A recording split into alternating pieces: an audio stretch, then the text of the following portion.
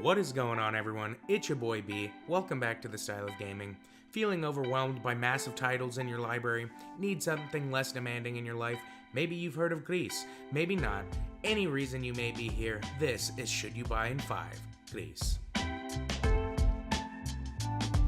Gris released on Nintendo Switch and Steam on December 13, 2018 in the shadow of the massive Super Smash Bros. Ultimate launch. The creators of Gris, Nomada Studios, are a small but well-versed team based in Barcelona, having ranks in previous AAA development, as well as artists and musicians outside of the industry. So Gris is Nomada's first game, but certainly doesn't feel like their first time at the rodeo. It's important to recognize as I go through this review, Gris is not only the name of the game, but the name of the character you control as well. Gris is a game about exploration in the loosest sense of the word.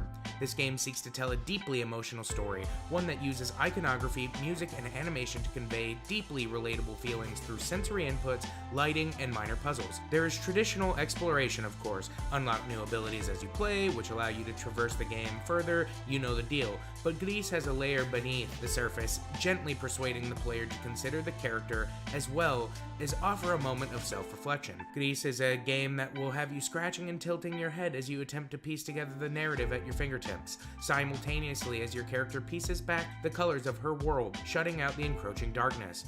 Darkness and the absence of color operate as the game's antagonists, but seem to be a means of elucidating one's personal inhibitions and inner demons. It seeks to convey that one of our biggest restrictions in life is ourselves, but we are also the purveyors of our own redemption and triumph. Gris is an absolutely wonderful experience. It's short, but every moment with the game feels substantial, and one that travels through many ranges of emotion. Gris is as deep and connected as you give to it. It makes you carefully consider the state of being of your character, Gris, but if you allow it, provides sumptuous scenery and evocative musical moments to reflect upon yourself. This game had me pondering how I've overcome challenge, change, and my own personal demons. Gris takes a minimalist approach, using as little as it can to convey a large range of ideas. It is subtle, but implements an elegant combination of lighting, music, and macro and micro animations to reflect prolific sensations of feelings through sight and sound, supporting its complete lack of dialogue. What I'm trying to say is, if you want to look at pretty images and don't want to deal with a challenge, Gris is easily one of the most profound and beautiful titles I've ever experienced. But there's something deeper waiting to be discovered if you scratch hard enough. Sadly, though, you won't have the satisfaction of knowing if your predictions or interpretations were right or wrong. Not from the narrative's conclusion, at least. Gris will make you feel like your left-field explanation of what's going on makes some sense in the stream of ideas. Self-fulfilling prophecy.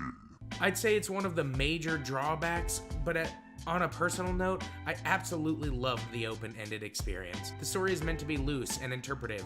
Not a negative point, just my experience. Human perception. But let's get back to the visuals. Perception. Gris is a never-ending stream of immaculate visual fidelity that had me ooh and ah every single frame of the game. The simple but bold lighting in the game juxtaposed to rich watercolor texture backgrounds. I found myself stopping to examine every fine intricacy of the artwork. I couldn't help but running back and forth, taking in the soft and rich color schemes, working with and alongside the animations. As you unlock new powers for your dress, you subsequently unlock more colors. The game starts with a somber, gray-washed world that slowly becomes sprawling with life and color. The colors mix to create a complex visual aesthetic that further as you progress. The animations are next level. Most are incredibly subtle, easy to miss when the game pulls back to reveal puzzle areas, but Gris's hair and dress move based upon the speed you navigate, and are also related to her powers, have unique movements when she enters water, dropping from extreme heights and more. The animations provide the subtle basis of life to a character that is seemingly empty. Again, the game, coupled with your own experiences, really defines your interpretation. It's rare to experience a game that feels like a game, but also a bona fide piece of art. My biggest complaint about Gris is that sometimes the traversal can seem repetitive. There's a slight overlap of assets as you navigate through each major chapter or section, but so little.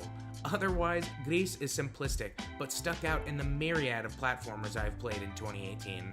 The soundtrack is somber, chilling, harmonious, delicate, and astonishing, all at the same time. The pacing, the scores, and overall sound profiles help provide sensations that cannot be traditionally explored in a dialogue-based narrative.